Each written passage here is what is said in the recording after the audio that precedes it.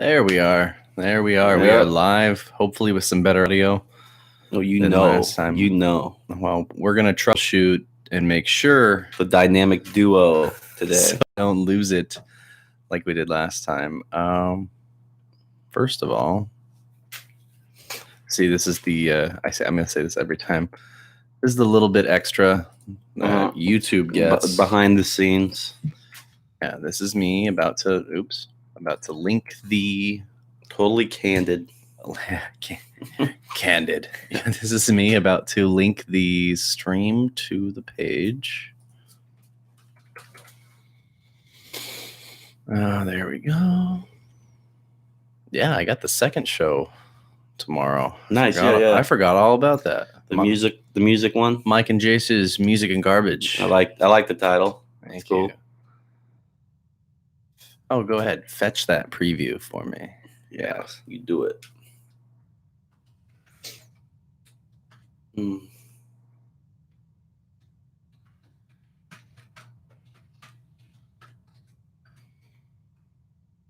And post.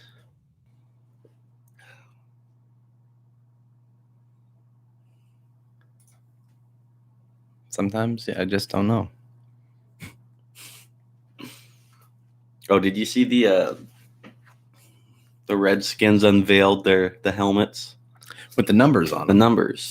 I will say it. I mean, they don't look bad. No, they look good. Just they need an identity. I Right. mean, there's a Washington football team, whatever, but curious to what that's going to come to. Yeah, I don't know. Okay, so my last thing I got to do is edit the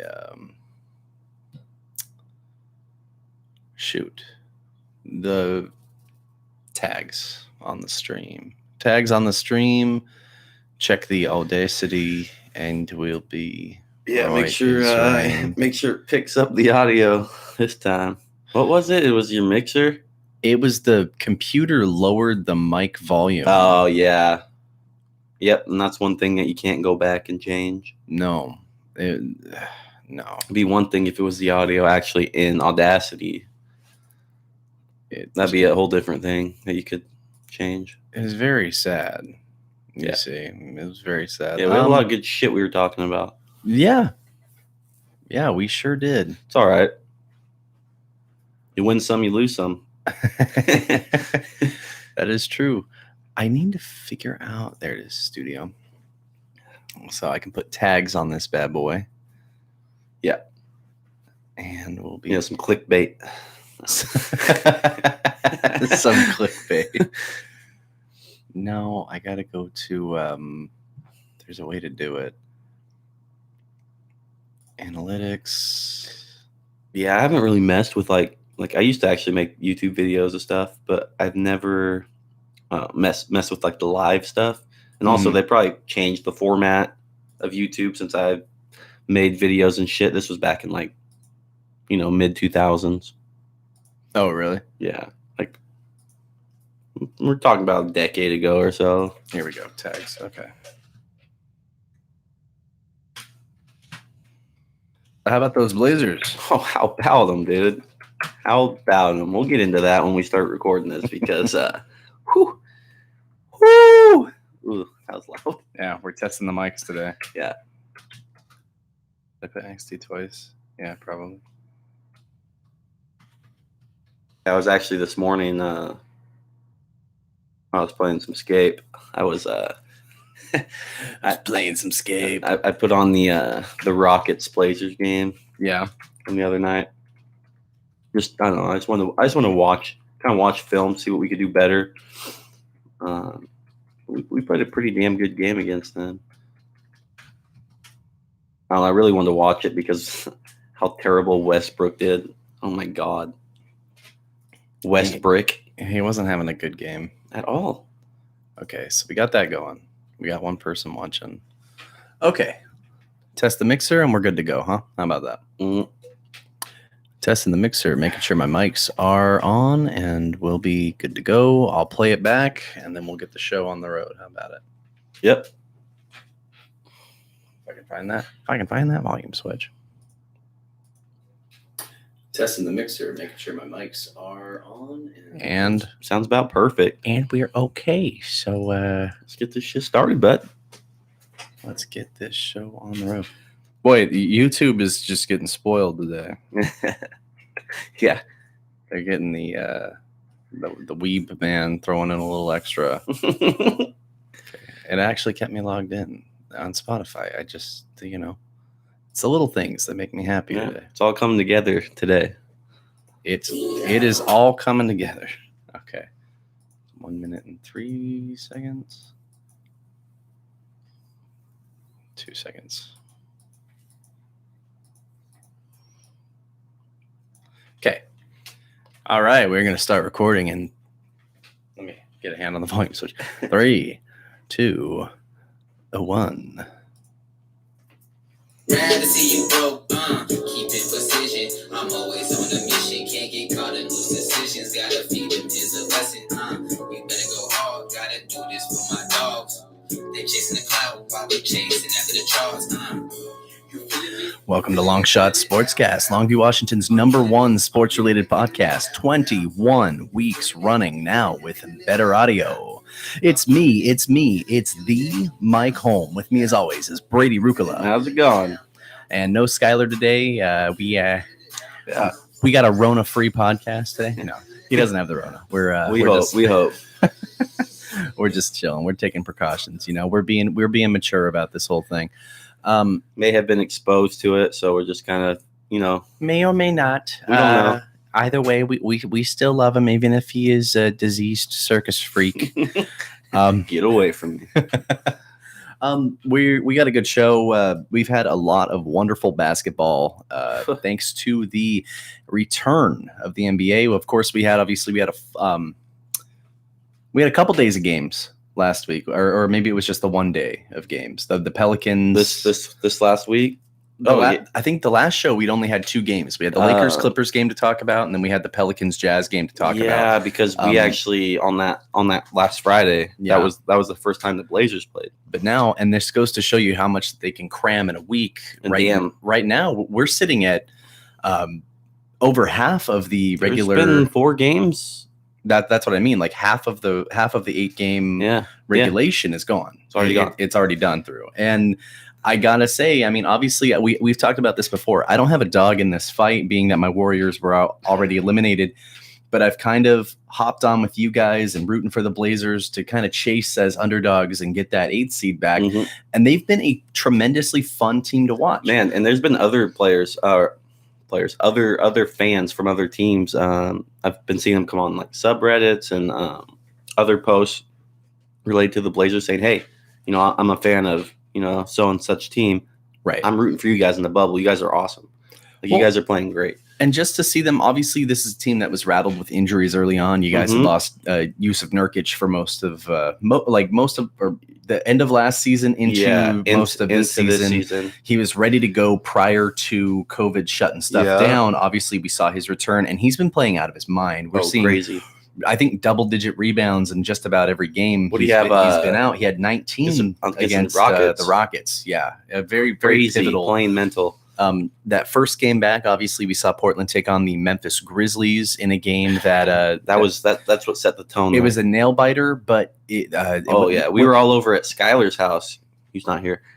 He's in the chat. Yeah, we were over there, man, and he had got like a 75-inch TV, so we were all there. He bought pizza, and oh man, was that not a nail biter? It was a nail biter. Overtime. The first overtime game of the bubble. Yeah, they went in tied at 124, and then just the onslaught from Portland that really set the tone. And Memphis tried to make a comeback, but Portland was able to just kind of get the last nail in, and they were done. Yeah. You can ask Mike right now. I was thought I was going to lose my shit. Brady was raging a little bit. A little bit. Thought the fix was on there for a second, but, we pulled through, and that was a really good game.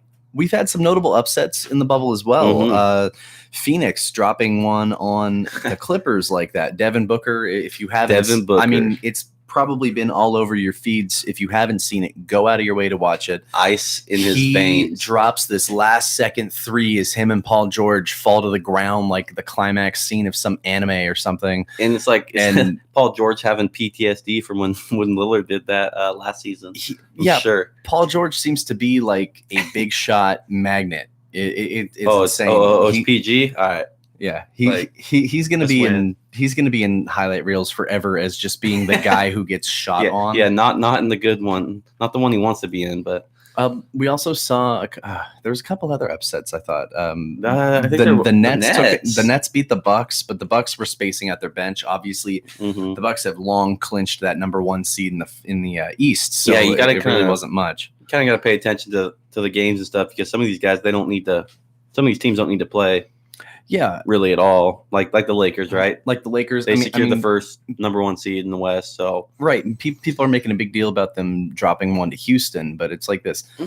LeBron didn't play, and nobody on that bench played less than 11 minutes. Right. I mean, teams have to be smart here. Even though there's only 8 Mhm. games, if you've clinched it, hey, rest up. Because if you're the Right. Lakers, and I mean the Bucks, you pretty much know the Mhm. Wizards are pretty much out of it. It's going to come down to just Orlando or Brooklyn, and because they were tied, even though they were Yeah. 7 and 8, and just who falls into that 8th seed. The Wizards are pretty much out of it because I just saw the statistic that the Wizards, who were invited to Orlando, now have a worse record than the Hornets, who were not Yeah. invited. So, like, yeah, I mean- would say they're pretty much out. But we knew with the Wizards being 6-game dogs, they could not afford to lose No. very much games, and I don't think they've won one yet. I They think haven't. they're 0-4 in the bubble right now. Just like Um, Memphis, Memphis is 0-4 in the they're bubble. playing right now as we speak. They're blowing it in terms of hanging on to that 8th seed right now. They are half a game above Portland, just fighting to keep their head above water right now, as Portland doesn't seem to be Mhm. stoppable. I mean, but Boston got the better of them in game 2, But However- we were down by 24 points at one time. and back-to-back victories over Houston and Denver. Yeah, Denver obviously had a lot of starters out, but at the end of the day, when you're chasing for that 8th seed, it's about seizing an opportunity. Well, and you here's know. the thing too: Denver, they don't have to beat us. They don't have to win. Actually, I mean, they want to win, obviously, but like they're the 3rd seed in the West. Yeah. They're in no matter what. Oh, But- for sure. They don't want us in there. Nobody wants us in there. So you could, we're playing Clippers on Saturday. Well, They don't want us in there. and obviously you guys have history with Denver. Oh, Denver! you know? It's I a new mean, rivalry that it absolutely is. last year. Oh, I'm sure they're angry. I'm I sure bet they're they are. upset. I mean, that got game to 7. went to 7 games. And what was it? Game 4 went to like quad overtime or something like Yeah, that. it was game 4 went to quadruple overtime, and it was Insane. insane. And I think did we win that? I think we actually, I think we did win that. No. They beat you. No, that's on that right. one. Still, yeah, because then I remember me and Skylar and Tyler. Mhm. We went to game 5. I think Adam was with you guys. And too, Adam too, yeah. Yeah. All 4, yeah, we went to game 5. Our company that we work for gave us tickets, and that was a good. We lost that game. Yeah. What about those highly sought after NBA bubble tickets though? yeah, where you're behind the screen, Where you're paying for a pretty chance much to you're be sitting on right TV. there, Mike. I'm pretty much right what we're doing right here, but we could probably be seen on TV. I wonder how much those go for too. Do you think are they selling them, or is it like more of a thing where it's like, oh, here's a, lucky fan can get in here by entering into something. Either you pay for them, or maybe it's something to do with Do you know somebody? Like, is it like the NBA TV subscribers or whatever, and maybe like if you're League Pass or you're- something? Yeah, maybe if you're streaming it via your computer. I honestly have no idea. we'll have to look into that because we Yeah. should probably know more about that. So I want to see real quick. 'Cause that was Eric who was making fun of that at work. I want to see yesterday. who opted out Oh, for the NFL. of the NFL COVID deadline. Obviously, so the big question the last couple weeks, as we've seen more and more players opt out of the season, which by the way, they are not getting paid. No, if you opt out, you're not playing. You're not getting paid. They are not getting paid their salaries. They're doing this out of concern for the COVID as well as for their families. Who was that big DB who just fucking? Tre'Davious White decided to play. No, was it him? No, There- the one who was concerned about his family. That would have, I believe that And was he him. said his girl's grandfather just died or grandmother just died of it. I don't know. What team? What team is that? I've been seeing it all over social media. Here we go.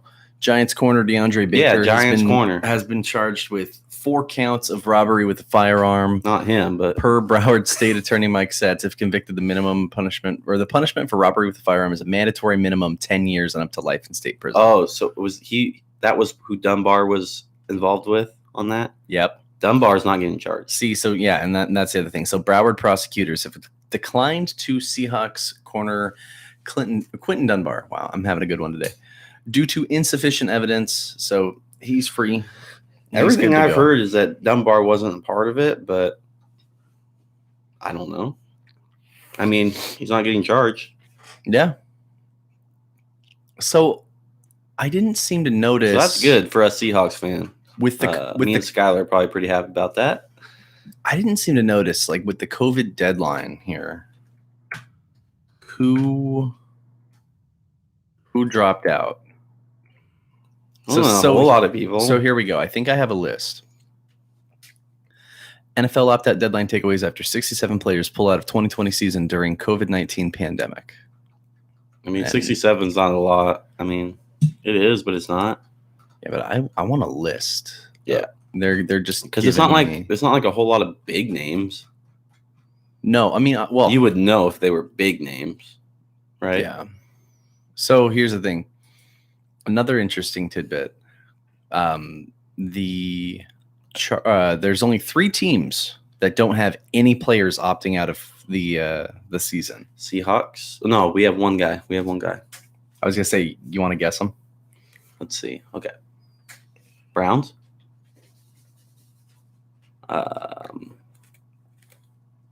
Eagles. Cowboys.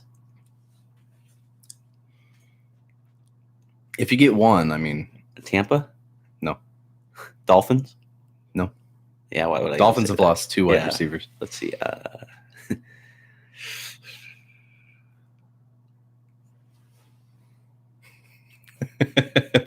We're really having to think here. Shit, man. Niners? Falcons, Steelers, and Chargers. I thought Matt Ryan was backing out, or at least I thought he said he was. No, Stafford got COVID, but Ryan nothing that I heard.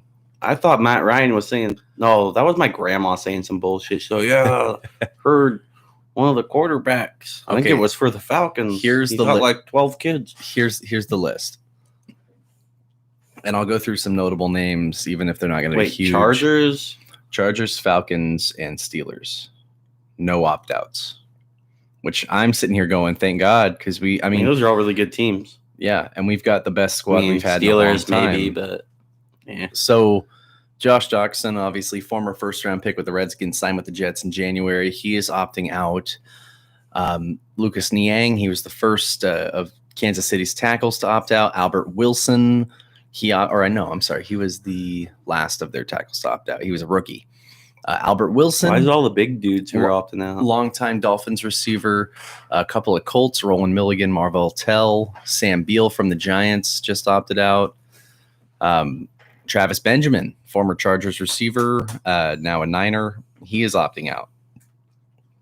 Moving on, Alan Hearns, another Dolphins receiver, formerly of Jacksonville, of Blake Bortles' favorite target fame. Mm-hmm. He's opting out. Keep going here. Juwan James, offensive tackle for the Broncos, he's going to opt out. Let's see here. Interesting. Oh, EJ Gaines, Bills corner, he's opting out. Dude, it's like a lot of DBs. CJ Mosley. And linemen, and then I guess there's some receivers in there. Probably the Jets' best linebacker. He's opted out. Marquise Lee, Patriots wide receiver. He's out. Damian Williams, running back for the Chiefs. He's out. Oh yeah, we heard about that. Nate Solder, tackle for the Giants. Devin Funchess, wide receiver with the Packers. Formerly, obviously, of the Colts and the Panthers. You know, Marquise Goodwin's out. Ooh, Star is he? Lotulele's out. Anthony McKinney, Patrick Chung. There's a couple. And Dante Hightower. They came out and said like you have to this day to opt out, otherwise you have to play or you Yep. get fined. Yep, D'Anthony Thomas, former Duck. So then this was the interesting thing. When this was first kind of coming out, 6 Patriots, and now there's 8 Patriots total that have opted out. Belichick's But shitting a brick. 6 opted out right off the start, which had Pat McAfee immediately going on Twitter going, okay, what does Belichick know? Because obviously, you assume, okay, like, because he's losing some big stars. I mean, Belichick don't know shit. He probably had no idea they were doing this. but he's losing some big stars. Oh, I'm sure he is. Dante Hightower is I know he is. He's arguably the best linebacker on that defense. Patrick Chung's been a stalwart safety for them for the better part of the last 11 years. Yeah. I mean, so what do you?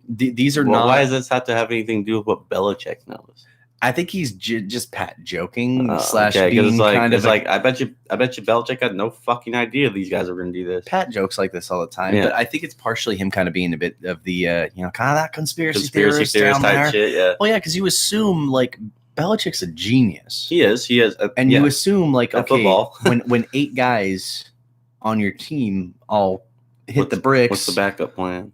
Or what's really going on? You're sitting there for one. Your offense is in shambles. I mean, it was in shambles. You got Cam Newton, but who's to say he's going to pick up your playbook automatically? His offense is in shambles, dude. You don't hardly have any weapons still. I think you're putting way too many chips in. Like what? Julian Edelman's in his 11th season. Patriots are for the first time in N'Keal Harry. The first time in probably a decade where they're actually going to they're not going to be that good. They're just not. I think here's the thing. Whether everybody played, honestly, my honest opinion, everybody played. Yeah, they might do decent, but they weren't going to be a big threat that people thought they couldn't get past them. Here's the thing. I think teams, as soon as they signed Cam Newton, everybody crowned him and was like, they're immediately a seed in the playoffs. No, and I'm like, no, I wasn't thinking that at all. For one, I saw so many places go, yeah. Yep, that's their division. And I'm not shitting on Cam. I'm not shitting on Cam. I'm not shitting on Cam. I really hope he does great there. I like Cam Newton. I'm a Cam Newton fan. It's the furthest thing from it. Like, I would have been more than happy if he signed with us, too. Oh, yeah. Like, I think Cam's a great quarterback. I think any team would be. But you've lost a lot of key pieces. It's not just Tom Brady that's gone. No. Rob Gronkowski's gone. Yeah. Like, gone. He's been gone. Any chance of him coming back to New England obviously was gone as soon as they traded his rights to Tampa. You still really have not addressed the receiver thing. You brought in Marquise Lee, but that's a patented Belichick cheap guy to bring in for a season. This is what he does. He's done it with guys like Philip Dorsett in the past. Yep. Even longer than that. You want to go before that, Dante Stallworth or Shea Caldwell. He brings in cheap pass catchers for 1-2 seasons and then gone. For sure. Danny Amendola. Yeah. You name it, man. So right now you've got Edelman. You've got N'Keal Harry, who was banged up last year. I actually expected a good rookie season from him. But then again, you look at it like this. Belichick, save for Edelman, can't draft wide receivers. That's his one flaw. He's any great wide receiver he's ever had outside of Edelman. Well, when you got Tom Brady, I mean. But any great wide receiver he's had outside of Edelman, he's either traded for or he's picked out of free agency. Randy Moss. Yeah. So it's just, maybe he's got some tricks up his sleeves. Like obviously he had to see something like this forthcoming. You've got an offense that is in the hands of somebody new for the first time since 2000, or 2000. Yeah, it's been like a decade. It's been like 2 decades. Yeah, because Brady took over in 2001. It's been about 19 years, 20 years. You can't expect all those gears to run at the same time and perfect like that. You know that there's going to be some hiccups. Cam's going to have to pick stuff up and establish connections with guys he's never played with. He was a part of that culture. He knew exactly how things went. He knew the system. Okay, Cam Newton, he's new there. Okay, not saying he's not going to pick it up, but it's between that, they got to rebuild a little bit. Well, in between that, you've lost some heavy hitters on the defense now. Gostowski is gone. He has not been re-signed. He's not their kicker right now. I think the Patriots they're going to be in a modicum of trouble. Oh yeah, with all these opt-outs. So I thought it was interesting. 67. It doesn't seem like a big number, but when you think about a team's The average I'm sorry, not the average roster. The mandated roster number for an NFL team is 53. Yeah. So you have more than a team's worth of guys that have all said. But you got to think of how many teams are there in the NFL, right? Obviously, 32, right? Obviously, I mean, this is about a 32nd of what the league has to offer. So it's like a few guys from every team. But it's interesting. Yeah. It's interesting that we've had this many people sit out. It is without pay. And here's the thing: rookies are sitting out without pay, going off of their signing bonuses or whatever they've got. It was a Giants DB. I swear, I can't remember his name, but people were giving him hate. They were giving him. He was a Pro Bowler. Why can't I think of his name? People were fans. Fans were getting mad at him. I just read his name for sitting out, and it's really? As a fan, like you got to respect these guys' decisions, right? Was it Sam Beal? No. There's only 3 Giants that are out. Maybe it's not for the Giants. It's a corner though. Pretty sure. Anyway, you cannot get mad at these guys for wanting to opt out, right? Right. Nobody knows what's going on with this COVID stuff. You may have your own opinions. I have my own opinions. Mike's got his own opinions. Everybody's got their own opinion.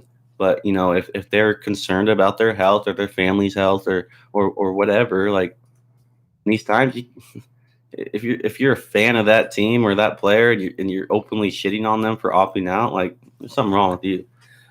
Chris Mortensen says the final official NFL opt-out number is 69, to which myself and several others replied, Nice. Yeah. I don't know. The thing is with like the NBA though, they're doing it so well, and I don't think you could really do that in the NFL. I think we kind of talked about this week or maybe even last week on the show. Mm-hmm.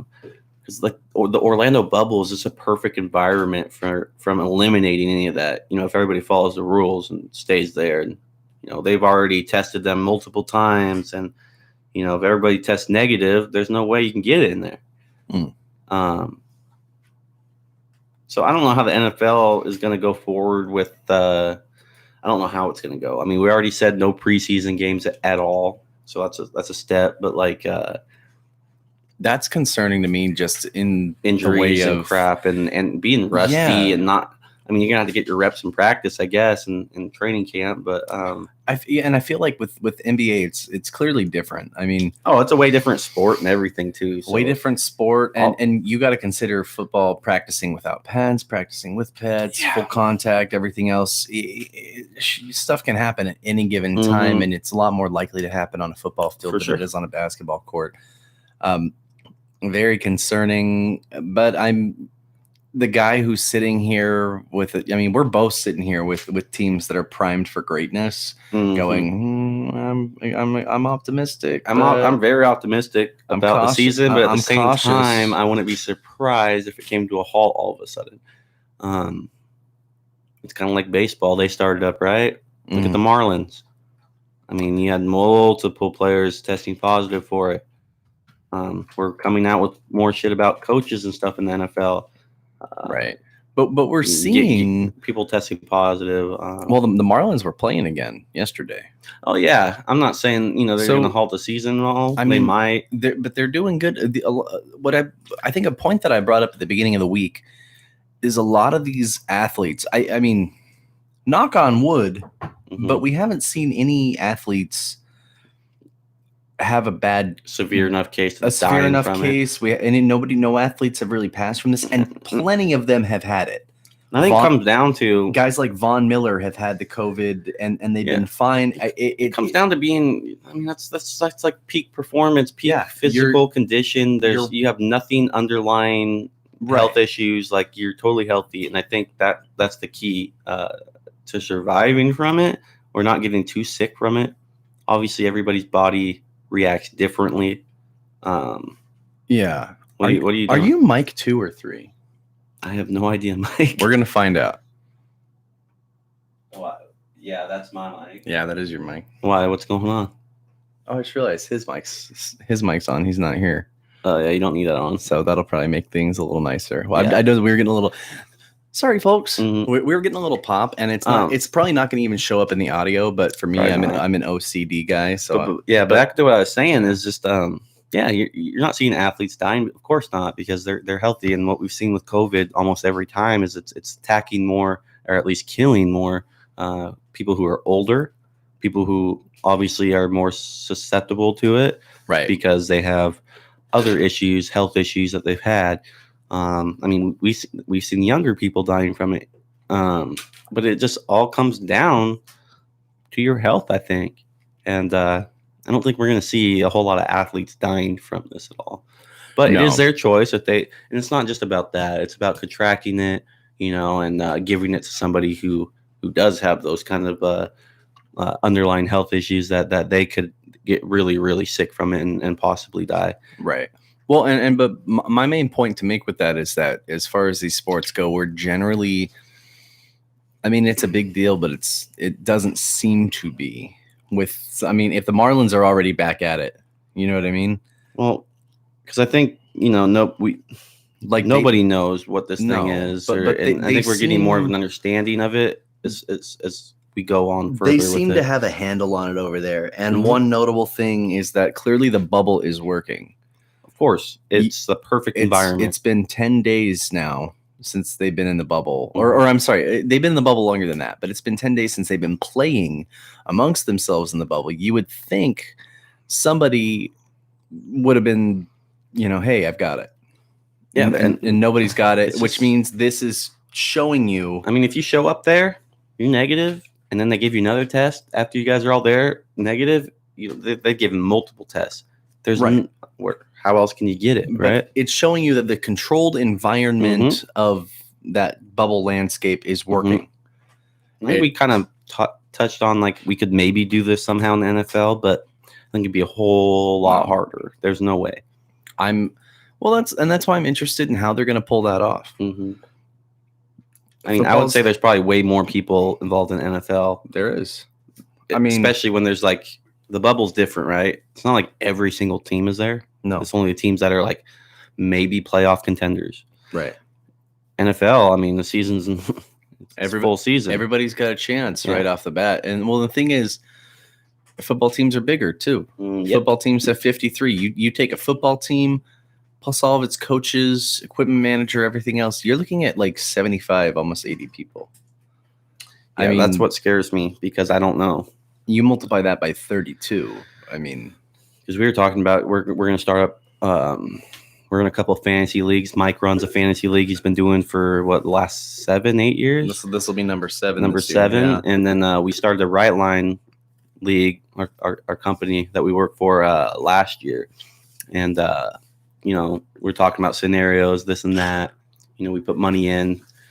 What if the season gets canceled halfway through? What if it gets canceled towards the playoffs? So we've been running those scenarios because nobody really knows how it's going to go. But we'll get to that when we get there. But yeah, Speaking of the bubble, those Blazers, man, those Blazers. I think it was Tre'Davious White you're talking about, because he was talking about his family and stuff, and then at the last minute he decided not to opt out. I think I am. Yeah. No, maybe. I don't know. In Bill's corner. Yes, that's exactly who I was talking. Bills. Sorry, I don't know why I was saying Giants. So he's not opting out? No. See, and that's kind of messed up, because I feel like he's not, because he got so much shit from fans. Because he came out and said, it's kind of messed up for people to say that, fans that hate on me for it, when he said his girlfriend's grandmother, I believe, just died from it. Right. So now that he's not opting out, that tells me that he was pressured to not. Dude, some of these pictures are interesting. So they've got some pictures posted of some current, obviously, and some players that are in their new homes, team-wise. Was that a picture of Hollywood Brown? Oh, let's get that off the screen. Speaking of Hollywood Brown. No, that was a picture of Lamar. Hollywood Brown put on 23 pounds this offseason. That's not the shocking thing to me. Here's the shocking thing. Hollywood Brown put on 23 pounds to get to 180. Yeah, he was only 157 or 157 something. at the end of last season. That's a small guy. So, obviously that's going to make his game a lot better, right? I'm almost 2 of those. That's crazy. He weighs about as much insane. as I do right now. Yeah, But I mean, he probably looks a lot better than I do right now too. that's It's all just- muscle. That's insane to me. You 157 pound. Like I get it. Wide receivers are some of the I mean, next to 157 pounds. I There's haven't some weighed of that the- since I was a freshman in high school. the last time I weighed 157 pounds, I was 12. Yeah, I mean it's insane. Here's the thing. I get it. Wide receivers are some of kind of the floatiest and lightest built players out there. But I mean, like that's why a lot of them are punt returners and shit. But that's small. That's crazy small. And you think about the hits you're taking from guys that are certainly almost twice your size. Yeah. Whoa, So kind of some interesting pictures we got here. This is from a NFL verified account on Reddit. These were posted 5 minutes ago. Just some pictures of some guys in some new uniforms. We got Gronk rocking the new Bucks uniforms. It's weird. it's really weird. Mariota in his new Raiders garb, which is just strange. Garb. Stephon Diggs rocking the Bills jersey. Yeah, he's ready for a breakout season. Melvin Gordon in orange. Oh yeah, that's weird. Which is just So what do you think about Melvin Gordon? What do you think? Do you think he's gonna do some good this year on? I don't know. I mean, here's the thing about Melvin Gordon. He's in at the very least a tandem. Because he held out for you guys for how many weeks last year? Because I had him on my fantasy like team. 5. I drafted him somewhat early last year, thinking he was gonna. And here's the thing: Austin Eckler outperformed. And as soon as Austin Eckler got the contract that he did, as early as he did, I knew Gordon wasn't going to come back. Oh no way! Fuck, dude. When Melvin Gordon, when he did come back last year after the 5-game hiatus, he was sitting out.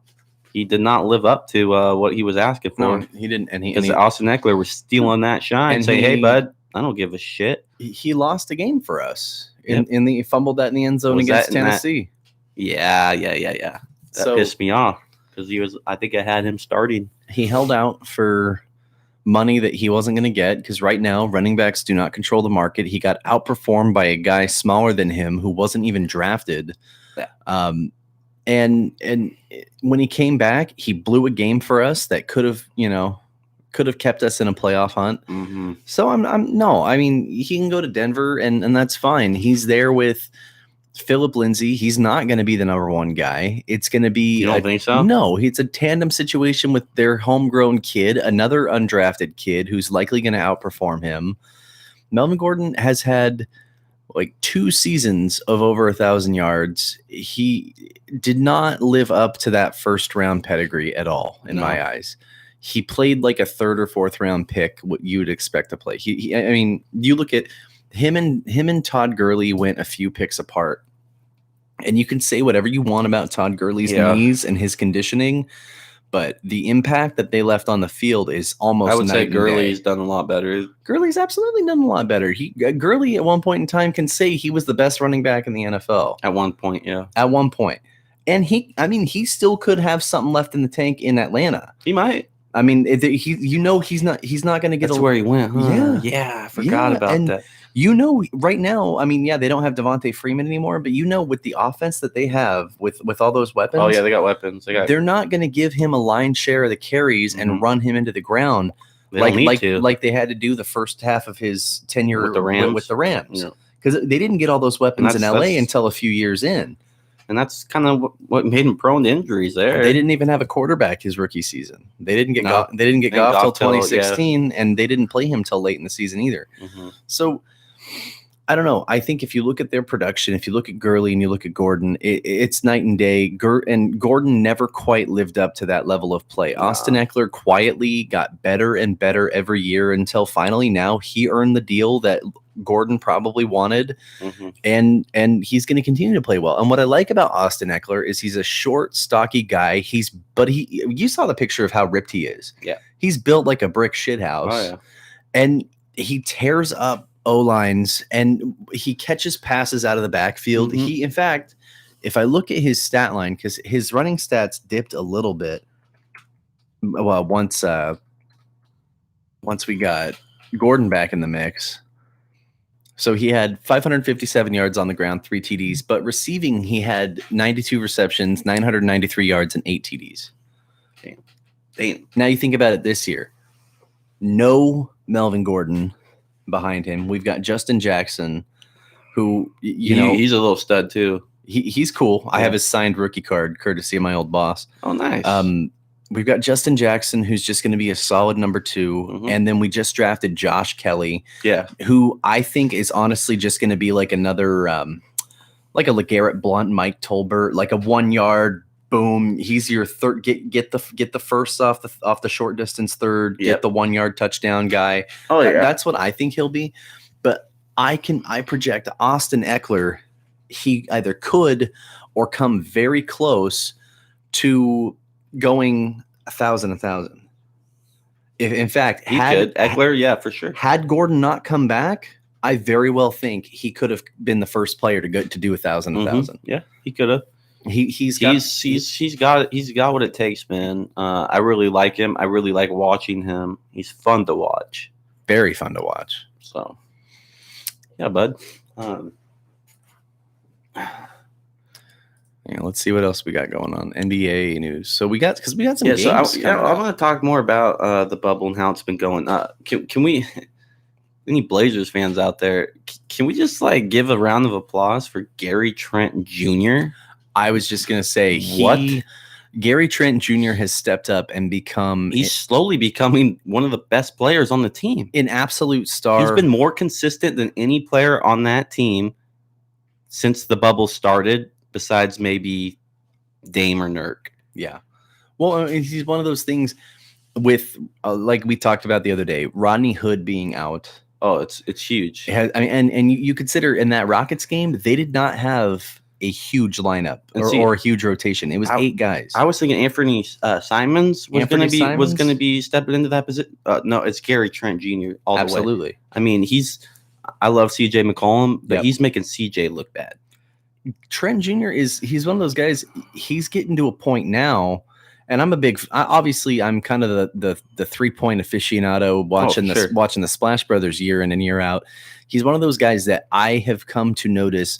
Anytime he gets the ball in his hands, I just assume it's going in. It's going in from behind the line. He only missed that game with Denver, man. He only missed I think he only missed 2, maybe 3 threes. Like, he's their secret weapon. And not to mention, he was playing great defense, especially against Denver. A guy that's got a good 4 inches on him, and I saw him go up and get a couple boards, man. I mean, he's playing wonderful, and I think whereas everybody was going, okay, he's like the best 6th man you could ask for right now. Everybody's sitting there going, okay, who is this kid? Dame and CJ are dangerous, but Nurkic is coming back. That he's going to be an issue. Yeah, and they're not even paying attention to Gary Trent Jr. weren't at all, because they were leaving him open all night, coming up, learning how to stroke, and they threes. didn't know how to defend it, because when you got CJ, Dame, Trent out there, okay, and then you get Dame, CJ, whoever driving in, they collapse on him, right, and then there's Trent open for the 3. Boom. Trent's almost always open for the 3 because they have to contend with. And guess what? 2 great get a bucket scorers, a beast who can rebound like nothing, and then on the at the 5th spot, you in that rotation, you usually either have Melo, who's kind of that wily vet, who's stroking threes of his own, and he got that nice outside jumper. They'll throw Whiteside in there to get extra height and extra size. And Collins, yeah. Well, and that's the thing. You have Collins is 7 feet, right? Yeah, so you got 3 7-foot guys in Nurk, Collins, and Whiteside and sometimes they run 2. They usually run 2 or 3 of them out at a time to get size on everybody. Yeah, but the small ball's been working better, honestly. And it's like, okay, so when you have all these guys in, like, then they're not going to they're going to have to guard Trent at some point now, right? Yeah, they understand he's a threat. But what happens when you go out to him? Then you're just leaving either Dame or CJ open, right? Yeah. So it's just like, there's no winning. And CJ is one of those guys, you think you've got him pinned behind the line. For one, like Coward was talking about, in the whole league, Dame and Steph are the only 2 that he likes to call rangeless players, which means anywhere from once you get past half court, put it up. Like, they're the best backcourt players. Yeah, absolutely. Best backcourt. In the bubble right now, Dame has the best range of any player. Right. Damon's so like this has been the conversation too in previous years is who's the best backcourt? Is it Dame and CJ or is it the Splash Brothers? I think it was the Splash Brothers, but Dame and CJ they're right up there. They're right up there. Well, and you think about it like this: you could pin Dame behind the 3 line, and Motherfucker went off for 45 points. He's gonna do one of 2 things. He'll either stroke a 3 right over you. And you can ask Paul George how great that is, or ask anybody from Denver last night. He'll carve you right up and get into the paint that quick bucket and get a bucket. And quick. Usually, because he plays, and he puts his body through it. He puts his body through it. He'll usually get an and one because he plays the game like he has a death wish. I've never seen a guy, at least not in recent memory, I've never seen a guy throw himself into the fire as hard and as fast as Damian Lillard selfless, does. Man. Most selfless player out there. He hits the floor so goddamn much. And anybody who's spent an extended amount of time watching players with injury history, if you spend a lot of time watching guys like Allen Iverson in his prime or watching the beginning of Steph Curry's career, and you see you when you're used to seeing guys get hurt, scares you a little bit. And you see a guy like Dame, who is the franchise cornerstone for Portland, hit the floor as hard and as often as he does. It scares me, but it's scary. But he grittier than shit. He's grittier than shit, but he gets points when he does it too. Absolutely, he makes it worth it. And so everybody's looking nice. Melo, he's been stepping up. Up, man. He made a big 3 against the Rockets the other day too. Yeah. And we won that. So now we got some other teams though. The Suns we were talking about earlier, they're creeping up. They're right behind us now. I think they're at like 30 wins and 29 losses. And that's the thing right now. So we have the race for 8. There's like 4 of us in the race right now. And Portland, obviously, everybody called it. Charles Barkley called it. They were going to cruise up and make a push for it. Yeah. And it started with a very pivotal win against the Grizzlies. And as we talked about, they dropped one to Boston. But then they came back and they fired off against Houston and they fired off against Denver. That's the number 3 and the number 4 seed right now. I mean, come on. So because as it looks right now, the Thunder have fallen to number 6, and the Jazz have dropped from 4 to 5. Houston's right up there at 4. But you guys in back-to-back games have knocked down 4 and 3. We've won 3 out of the 4. Now you're heading to number 2 seed Clippers tomorrow at 10 a.m. bright and early. And then get up and watch that game because it's going to be great. And then after that, you go to face East number 6 Philly. But it's going to be a tough one too. That'll be a tough one. But then you get Dallas, who it's gonna be. It depends, right? Because they clinched it already. They clinched it at 7 now. Yeah, they're not leaping from 7. Which the thing about Dallas is like you sit there and you go, okay, well, it's not fucking. It's not the Clippers. It's not them. It should be easy. Right. But then you remember they've got this phenom by the name of Luka, who puts up 20 rebounds and 37 points and crazy numbers like that. Here's my thing with the Blazers, man, and whoever's playing them. There's teams like that. They don't have to beat the Blazers. Okay, Clippers. They don't have to beat the Blazers, but nobody wants the Blazers in that 8th seed. No, I guarantee it. So these guys are going to come out like Saturday.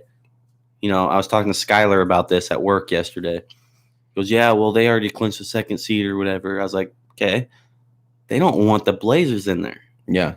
Just like the Mavericks. How about this? I guarantee they're gonna play us hard. I guarantee even though the Lakers have long clinched the number 1 seed, if you were playing the Lakers tomorrow instead of the Clippers, they would have all their starters. They would start everybody. Oh, and they would just for the sake of knowing that if they play Memphis, they beat them in a 4-0 sweep for sure.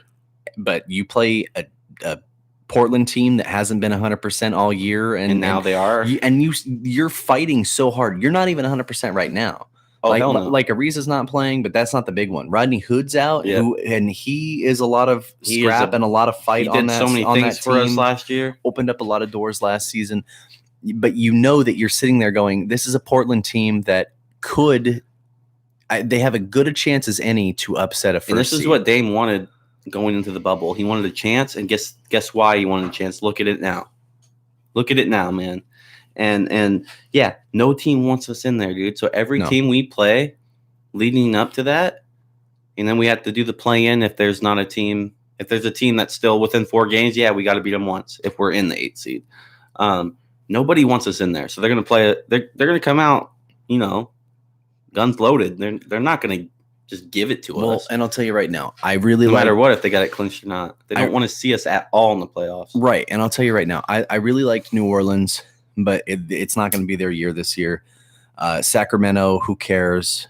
San Antonio, this is the least I've given a crap about a Spurs team in a while. The Suns, though. But the Suns are 3-0 in the bubble right now. They're playing just as good as us. Devin Booker's playing insane. I think that in the playoff, the play-in for that eight spot, when it comes down to it, I mean, that's where the underdogs come out and they go. Memphis has got a tough schedule. If they lose out, Memphis is playing right now. If they lose out, it could come down to Portland and Phoenix. And nobody, I think, would have called Phoenix having even a shot at getting in there. Yeah, Thunder's up 40. Oh, no. Grizzlies are up 43-40. 5 minutes left in the second quarter. See, and that's tight right now. Yeah, tight. Heading into about 5 minutes away from a half. We definitely want OKC winning this one. But what the thing to note about this thing is the Grizzlies, they're banged up as well. Jaren Jackson Jr. They just lost their third best player. Tore his ACL. He's going to be out for the rest of the bubble. And I never season. like to see that because I like to beat a team at their full potential. Right. Well, you did. We did, but now, you know what I mean? I mean, right now, I wish they still had.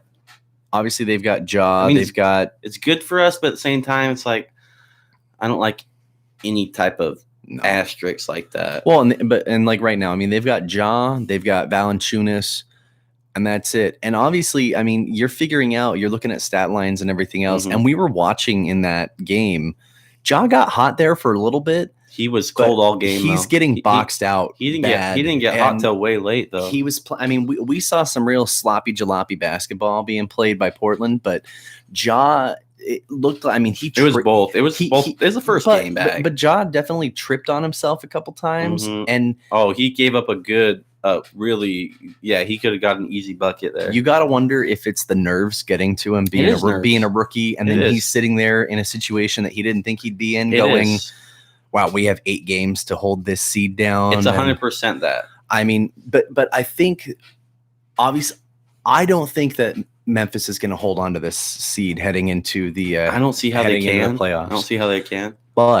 But now that they lost a guy, now they know they need to play harder. So maybe that's what they need. I don't know. And that's the thing. You look at a guy like John Morant.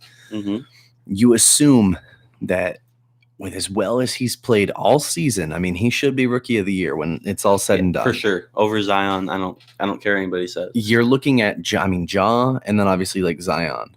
That's the only 2 you can get, and I think Ja has done a whole lot more. But I'm talking about in general. Those 2 are obviously the future of the game. Oh, for sure. And I think you got RJ Barrett? Not on that Knicks team. No. And looking at it like this, I'm not saying it's his fault, but no, it's not his fault. They have the Dan Snyder of the NBA as their owner. But you look at John, you look at Zion. Those are obviously the future of the basketball game right there. But Ja, I got a feeling he's going to take a lot from this season's experience. He's a young buck, man. Like it's not, you're not gonna win it all, dude. No, you're not gonna do it. Jordan didn't do it in his rookie season. Nope. It took Jordan 7 or 8 years to get there. You know, but you can just see that. You can see the heart that he puts in, even if it looks like his nerves are getting to him a little bit. And you know he's cold blooded, man. He's gonna come in with some fire for sure. So let's talk about the East a little bit. Yeah, man. We got Milwaukee. Did they finally clinch that number 1 seed? Yeah, Milwaukee's clinched with 4 games left. Yeah. Toronto's 5 games back. Although I don't think Toronto's lost one yet. Yeah, Toronto's on fire. But Milwaukee, I think, had it clinched already. Toronto, they beat the Lakers earlier last week too. They did. Yeah. And that's what we were talking about. We're like, we weren't sure. Like, we knew they were going to be still good, but we didn't know how good without Kawhi. Well, they're still very good. Toronto's a team that I equate them. I mean, because here's the thing we talked about. Like Kawhi was obviously the best player on the team when he was there, but with them gone, I equate them. I'm a huge Pascal Siakam fan. He is something else. I have all the love in the world, and this goes back to me being a Sonics lover with Gary Payton. Right. I have all the love in the world for a guy who can just play straight up gritty, just meat defense. Oh yeah. And that's where I admired Kawhi. That's where I started to really love Draymond. Yep. And as much as he gets hate, he was a great defender. I mean, he is not in the last couple of years, a little dirty, but when he and kicking Steven Adams in the dick and all that. It wasn't just him. But first team defense. I mean, for a second round guy, I love great defense being played. That's where I'm loving guys like Whiteside and Nurk and Collins. Collins is a scrappy guy. Yes, he is. And I love watching that because that's where even though fouls are getting called the first game we had two of our big guys fouled out. But that's some old school basketball there. Is grit and just coming in and blocking. You guys want to fucking call it, but we're gonna keep doing it. Right. So and I want to say I like defense. There's a difference between defense and dirty. I'm not sitting here going, man. I'm not saying everything Draymond does is dirty. No. I'm just saying no. But what I'm saying is, I'm not sitting here going, God, yeah, Bill Laimbeer and Isaiah Thomas were awesome. Yeah. I mean, don't get me wrong. I think the controversy with them, and especially like Larry Bird or Michael Jordan, was funny. But I'm not sitting there calling Laimbeer an all-time great. He's an all-time dirty player, but he's not an all-time defender in the sense that honestly, when I think of Gary Draymond, Payton I go back to the bad boy Pistons, I go back to shit like that. Yeah. I mean, to each their own. I guess this is stands out as really dirty because it's you don't see it in the NBA anymore. People doing shit like that. Sure. No, I love great, just great defensive play on the court. And the thing is, Nurkic, man, he is a godsend. But getting back to my initial point with why I brought that up. Oh yeah, with the Raptors, I equate them to a modern day mid-aughts Pistons. Yeah. In the sense that they really, you look at that team, that Pistons team they had a lot of great players that worked well. Chauncey Billups. For sure. And a lot of guys like Ben Wallace. That's what I was thinking about. Rip Hamilton, but they didn't have, a triple A Shaq. Oh no. Or a Kobe or, somebody like that, a LeBron type player. They had great synergy and great defense. You had a guy like Ben Wallace who reminds me of some teams that I used to play with. AAU and stuff, man. We weren't the most skilled, but you had a guy in Ben Wallace who was not known for the points he put up near as much as he was for his stellar defense and his blocking, and that's why he won. It's really neat to see a team like that. Yeah, to just knock. They don't have to be the most talented either. It's like an NFL an NBA equivalent to watching a 2000s Ravens. Yeah, or something like that, where maybe the offense. I mean, well, then again, they had Jamal Lewis, but you know what I mean. Yeah. But maybe the quarterback wasn't high octane. Your offense and your shooting is very, the Bad News Bears, man. Yeah, it's pretty much, and your shooting is very Trent Dilfery, but you're able to get it done because the other team's not getting anything on you. You say Toronto Raptors, okay? Nobody's talking about these names really, the guys on the teams, but they're getting it done quietly. Well, you got guys like Fred VanVleet, who's shown to be. Did you hear his story? He's still getting into the league. His story was very neat, man. I will say though, he's still underrated behind the line. I think people are starting. Very underrated. They're only just starting to figure him out. Dude, he was not even supposed to be in the league. He bet on himself to be in the league. You got to watch the. I will, man. I mean, and all respect in the world for this guy, him, Serge Ibaka, who was part of that fabled Oklahoma Thunder squad that had Durant, Westbrook, Harden. He comes in. His Serge Ibaka, man. I mean, Ibaka. Well, he block ya. Yeah. Because of all the blocks that he averages. The VanVleet, man, he came in clutch with some of those threes and stuff last year during the series against the Warriors. I remember it all too well. It's burned into my memory.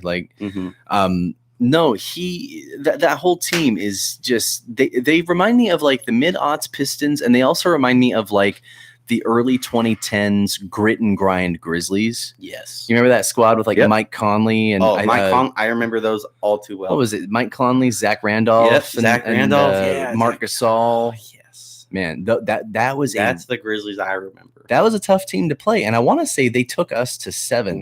They took you guys to 7 one of those years. They did, because I remember and my dad was sitting there going, "You got Mike Conley's gonna dude. knock you guys out." Gave you guys, dude. It was close. I remember that. I remember that team all too well. Yeah, they were perennially like a playoff. That's when squad. I Conley, like I was like low key like rooting for him, dude, because he was going off. And he's a really underrated guy in today's NBA now. Like nobody, I know. He signed with Utah, and nobody was talking about it. I know. Dude was a walking bucket. No kidding. But yeah, so like we got the East pretty much. The East is pretty much set. I don't think there's anybody who can get in there now. No, Washington can't get Washington's in. out. They're 8 games behind the Magic. So they're essentially just playing as a formality. And yeah, so anytime those games come on, I don't really give a fuck because I already know everybody's in right now until the playoffs, right? So the West, the race for the West. But the thing about the East is that the seeding could change. Some of the seeding could change. Obviously, the West seeding has changed a little bit. I still don't give a fuck because the East is always weaker than the West, at least in recent years. Yeah, I mean, all I could say is like watch out for the Bucks. Yeah, the Sixers are kind of scary. Well, but Bucks and Toronto. I mean, yeah, Toronto. I was just gonna say. I'm just saying, there's like 3 teams in the East that you got to worry about. I'm telling you now. I've said it since the start when we were talking about basketball. I got a funny feeling about the Heat too. I know, right? Because they're really young. They gave somebody else a hard time. They gave Denver a hard time. They blew Denver out by 20. Yeah, Denver they didn't even really rest that many people either that game. No, that was the first game back. Yeah. So yeah, Myers Leonard is on there. The Hammer, what we used to call him here in Portland. I got nothing but the utmost respect for Myers Leonard after what he proved to us last year during that during that series against the Warriors. Your team, Mike. Myers Leonard was a hero that whole series. Yeah, he sure was. Especially in that game 7, man. Oh my God, that was the first time I heard anybody in the Motor Center chanting Myers Leonard's name. Yeah, because normally I've been to games where fans are saying, "You suck, Leonard. You suck." You and your brother do that to him once, or your brother-in-law? My brother-in-law did that one time. Yeah. So and I've been guilty of it. I've been guilty of shitting on Myers Leonard, but good luck in Miami, dude.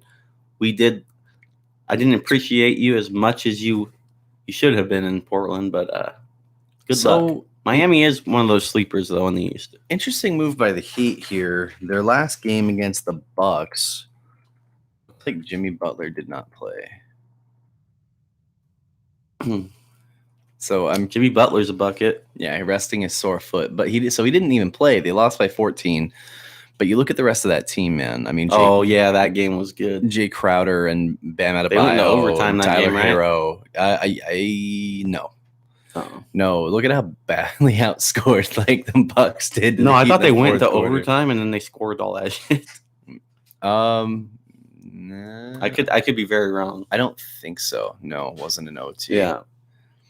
No, but the Bucks, they don't have to play all too well. But yeah, no, there's only a few teams really to worry about in the East, in my opinion. I think it's more interesting in the West right now because there's like literally 4 teams in the race.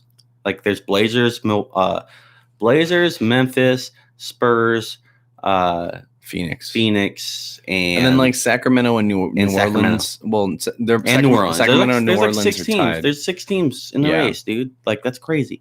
And like the Blazers and Memphis have the most wins right now. Everybody else is like pretty much tied. Pelicans, Spurs are tied.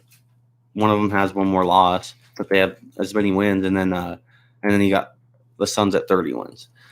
Yeah. I mean, I don't think we should have too much trouble against the Suns, though, honestly. But I'll tell you this: we're only halfway through the bubble right now.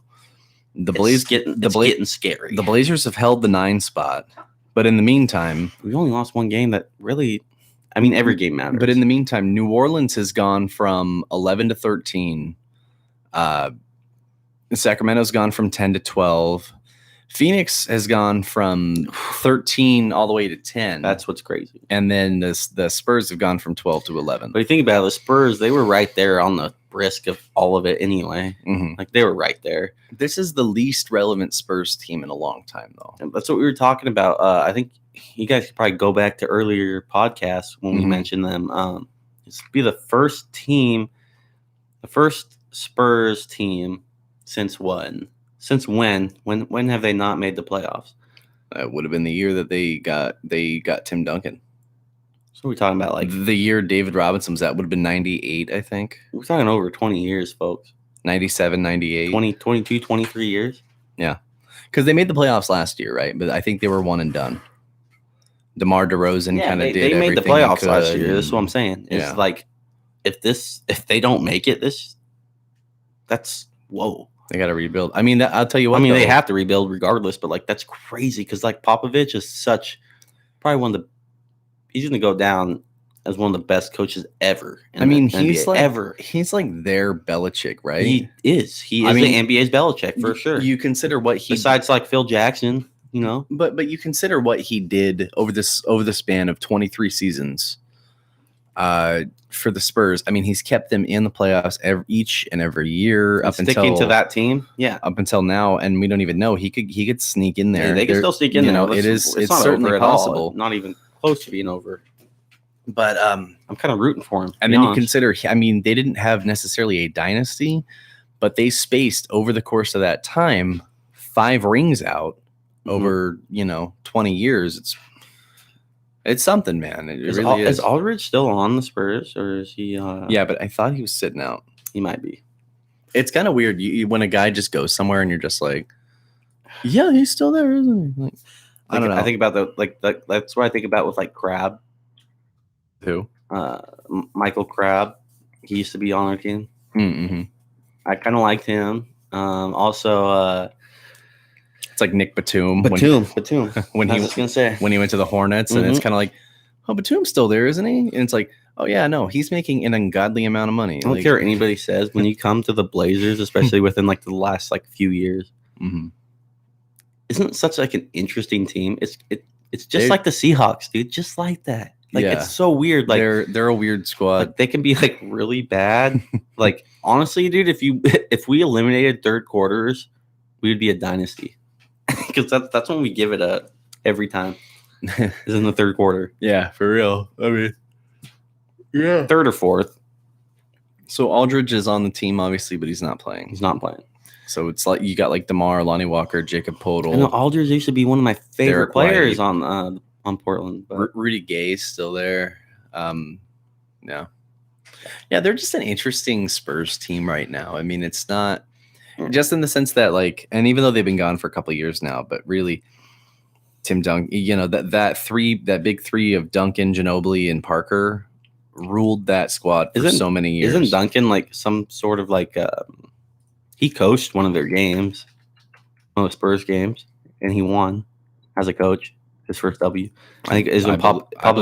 Popovich had to like he's take an assistant coach right now. Yeah, Popovich had to take the game off to like be with his wife who was sick or something, and Tim Duncan he was appointed kind of like the head coach that game, and he got his first W with him. Reminds me of Luke Walton. Remember Steve Kerr had to sit out like most of the season, and then like that was when the Warriors went on that incredible like 23 game win streak or something, and then all of a sudden the Sacramento Kings were like, hey Luke, you want to come, coach? Or I think he went to. Did he coach the Lakers? Yes, for a he little did. bit? He did. That was before LeBron got there, and then he got in trouble. No, he's head coach of the Kings still, but he had like he got out of there because I thought he got Me Too'd. I don't think it was that. No, it was more of a upper office type ordeal. He got Me Too'd. Really? April 22nd, 2019, the former Spectrum, it's not why, but it was like former Spectrum Sportsnest host Kelly Tennant filed a civil lawsuit against Walton accusing him of sexual assault. They had appeared on the network together during Walton's brief broadcasting stint. He was also credited with writing a foreword for her book, which she published in 2014. She alleged that the assault occurred afterwards when she dropped off a copy of the book to him at a hotel in Santa Monica, California, when he was assistant with Golden State. I'm not going to go into what happened there, but what did happen? I kind of want to know. He said, according to Tennant, he invited her to his room where he pinned her on the bed, kissed her face, neck, and groped her breasts and groin area. Ooh. Well, okay. So many. But spices. obviously, like, the charges got dropped if he's a coach now for the King. I mean, they've launched an investigation into her claims against Walton, concluded there was not a sufficient basis to support the accusations, which is why he's still coaching. Well, that was kind of the whole ordeal with, remember, what's his face? So, I mean, he got me too, but he's not. With the Knicks. What's his face? Big, tall dude. Porzingis? Yeah. He had a rape allegation against him, and then all of a sudden it went away. I forgot about that. I think a lot of people forgot about it, but I didn't, and he's still playing. I don't know. A lot of people forgot about that, but I didn't. Yeah, I mean, I don't know, man. It's just like, I don't know. Yeah, can't say it. It's but I wasn't there. I was not there. I want to bring up this Pat McAfee, Adam Cole stuff. Yes, let's get to that. We just talked about the NBA bubble, the race for that. So yeah, we got our long NBA debate. Shit out of the way. So obviously, we talked about it last week. You may or may not have heard it because the damn my damn audio went out, or at least it wasn't very good when we were talking about it. Adam Cole was on the Pat McAfee show. Obviously, one of the biggest sports podcasts out there right now. And he was a guest, and Pat McAfee, who has worked for WWE in the past, he's done announcing, commentating, pre-show, announcing in interviews, that kind of stuff. He made some remarks to Cole talking about, Cole talked about, I'm the king of NXT and this and that. And Pat McAfee and his guys were like, no. Everybody knows the Undisputed Era helped you win all those titles and helped you keep all that as long a reign as you did, and blah, blah, blah. And hey, I mean, come on, you're a short guy. As soon as he said short, Adam Cole got all triggered and pushed a microphone and pushed his buddy and all this other stuff, and F-bombed Pat McAfee a couple times. Yeah. You've been telling me all about this. So and then Pat McAfee, of course, what cracked us up is he goes, "What the hell is wrong with that guy?" And so we had a good laugh about it. Obviously, we kind of speculated that this was a work, which obviously, I mean, it was. But I kind of speculated that this was going to be an angle in which Pat McAfee and Adam Cole would have a match. Yeah. Right. I said, okay, if you're going to do a celebrity match, Adam Cole has no angle because they're moving forward with the NXT title picture with Karrion Kross and Keith Lee. So let's have some fun here. Pat McAfee's an athlete, so it should be a cool thing. Well, they continued it forward with a segment during a title match. It was the NXT Tag Team title match. The Imperium were taking on. Pull that up. I'm gonna go piss. Okay, let me pause. Oh no, you're good. Just yeah. I will pause the audio, the Audacity. I will not pause the YouTube. We are live.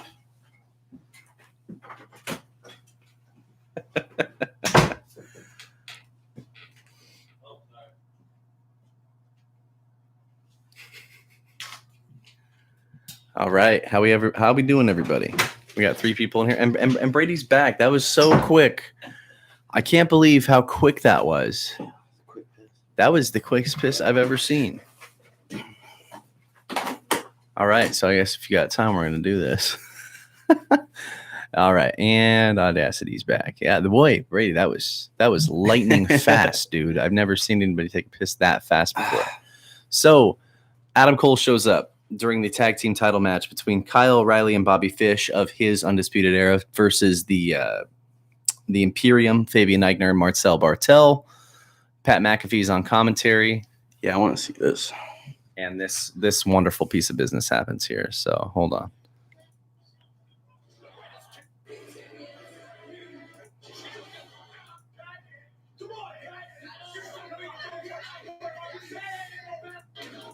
Okay.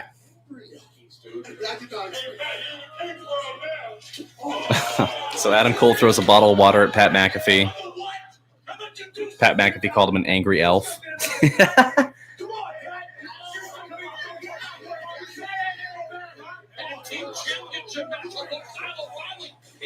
but distraction.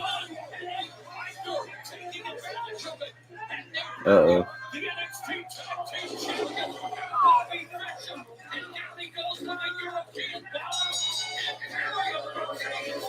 So Imperium wins.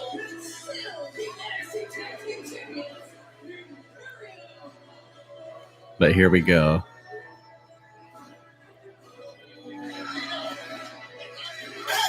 Hey, nothing is ever going to change. That for the rest of your life, you're going to be a tiny, itty bitty, short little bitch.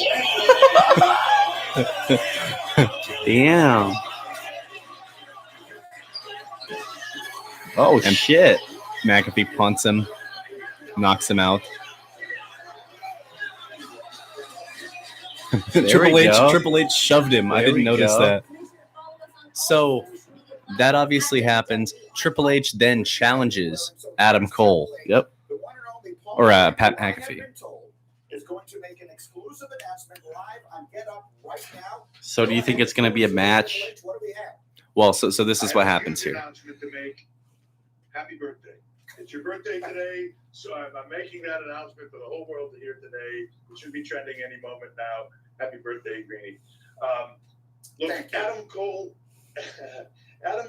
and Pat McAfee have had a history here. And there's one thing about Pat McAfee that everybody, I think, should understand. I didn't know this until after we'd been around him, but Pat grew up dreaming of being a WWE superstar. It was everything he thought he would ever be when he was a kid. He ended up in the NFL. He ended up probably the most successful and toughest kickers in the league ever. But his dream was always to be in the WWE. Years ago, we met, and he became a commentator for us, very opinionated. But as you know, and you've seen it in Pat's entire career in the NFL, the spotlight is really what he craves. Being famous, it's all about Pat McAfee. It's been that way when he was on a team. It wasn't about the team. It was about Pat. It wasn't about, it was about things like this, jumping off the top of a pier into 3 foot of water so his name would trend. He is a glory hound. He is somebody that craves the spotlight, and that's a good thing. But in this situation, Pat is craving the spotlight in the WWE and in NXT, and he's doing it by going after Adam Cole because he got Adam to bite on some comments, and now he is in his head.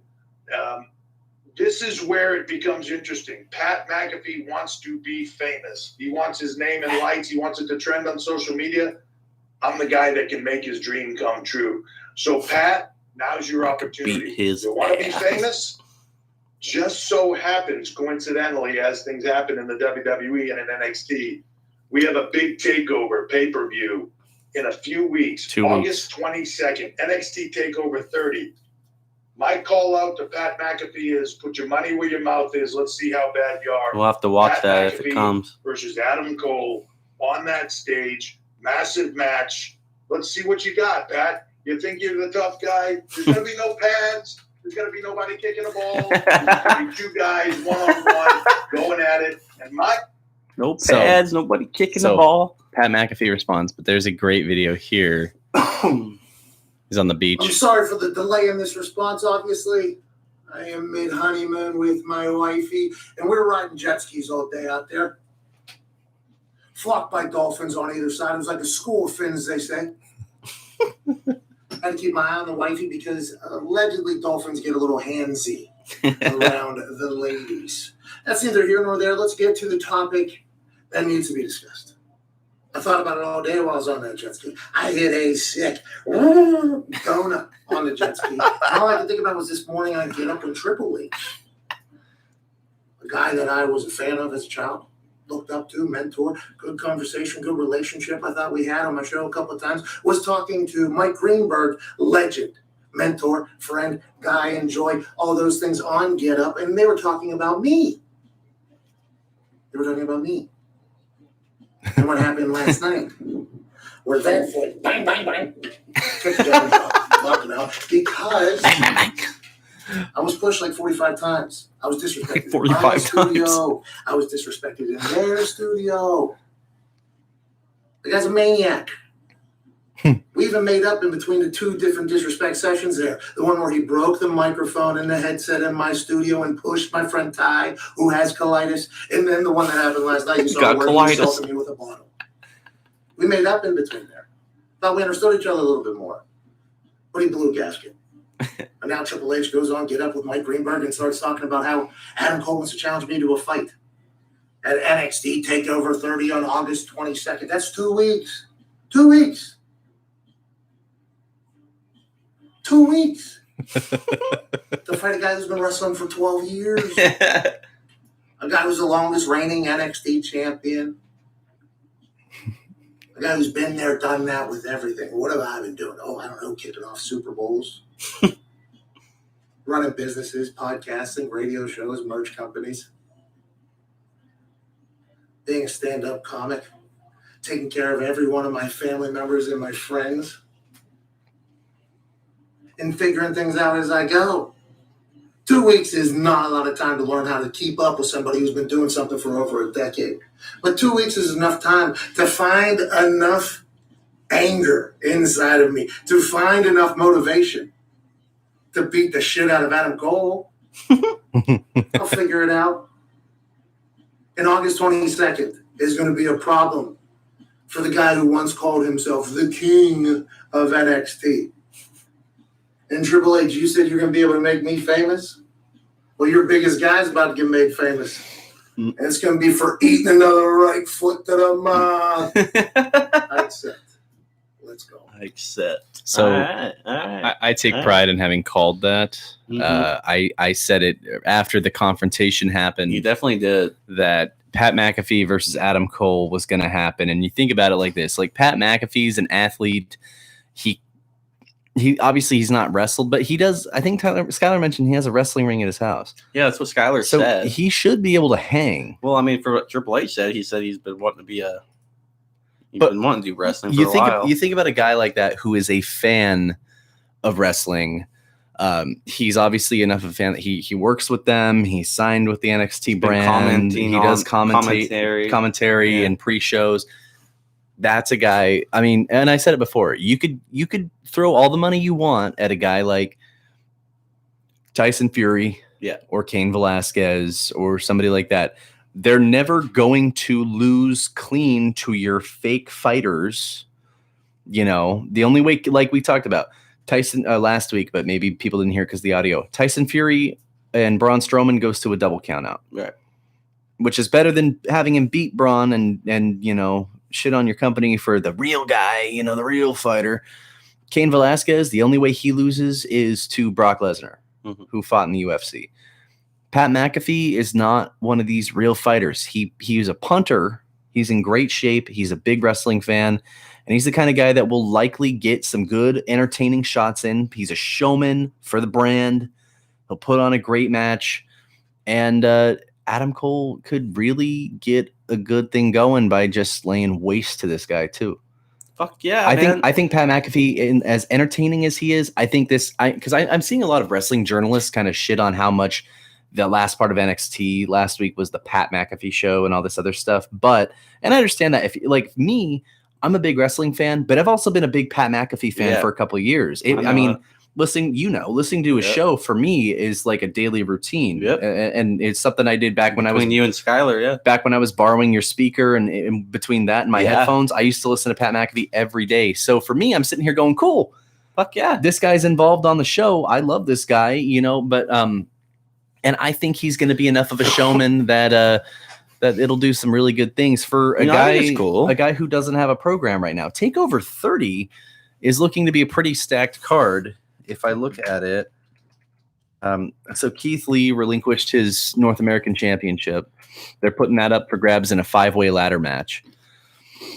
So far, it's going to be Bronson Reed, Damian Priest, Kushida, or Cameron Grimes, because that's going to be the next, or a to be announced. That's going to be. It's been triple threat matches to determine the spots, and then 2 spots left open. Io Shirai defends the Women's Championship against Dakota Kai, and then Adam Cole versus Pat McAfee. And I'm assuming Keith Lee and Karrion Kross will be a match as well. it's looking like it's going to be a pretty interesting little thing. I mean, 30th NXT Takeover. It's a pretty big deal. Yeah, number 30. Number 30, man. Last year it was 25. Oh, wow. Yeah, 25 was last 5 year. this year, huh? Yeah, yeah. Well, if I think about it, In Your House was 29. So Portland, which I went to, was 28. Okay. Yeah. And then War Games 27, Toronto 26. Yeah, that makes sense. Yeah. I mean, they probably would have done more, maybe, right? If there wasn't for the COVID stuff. No, I mean, there was one that we missed. Yeah. It was Tampa Bay. Yeah. They preempted that, but that was right at the start of the COVID stuff when we didn't know what the heck was going to go on. We didn't know what was allowed, what wasn't. Aside from that, it was. I mean, since wrestling promotions have figured out how to record and stuff without dealing with any of this, it's been surprisingly pretty good. MLW is working on a way to come back. They're kind of an indie promotion on YouTube that I really follow and I enjoy. And NWA is starting to figure out what they're going to do as well. Although some of their talents are jumping ship and signing with AEW in the meantime. Ricky Starks and Eddie Kingston have both signed over there. I love both those guys. Eddie Kingston, he's finally signed to a major promotion. It took him a while. But he's wonderful on the microphone. And Ricky Starks is kind of a young up-and-comer who's got a great character. I think he's great. He needs to stop taking sick bumps, though. They did this move. There's this one guy, Darby Allin. He's like kind of got this face-painted skateboarder gimmick. And he like walks out carrying a body bag and stuff and skateboards down to the ring. Total like sad boy stuff. But he had this thing. It was a no holds barred tag match where Ricky Starks was like bent over, standing in the ring, and Darby Allin picked up a skateboard that had thumbtacks on the bottom, and did like kicked it down into his back. And I was just like, please don't fucking do that again. That's kind of fucked up. Like, it was pretty bad. Like, I'll pull it up real quick because it's a real quick thing. Fucking asshole. It was like, why would you agree to that?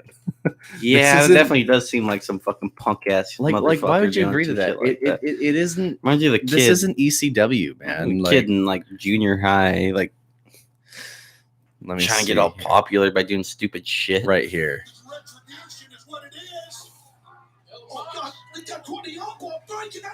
No, he doesn't. No, man. Yeah. Like thumbtacks in there. And there was thumbtacks on the bottom. Yeah, that's sick. Fucking psycho. What are you, crazy, man? Okay, so I think we talked about everything we were going to talk about. Yeah, correct? I mean, I think basketball, football. We got a little wrestling. We talked about the Pat McAfee drama. Yeah, I got some custom meat over at Matt's that I'm going to cook up. I think this has been a wonderful podcast. Yeah, it was good for a duo show. You know, we were missing Skyler. We'll have him back next week. We will have him back next week, most likely.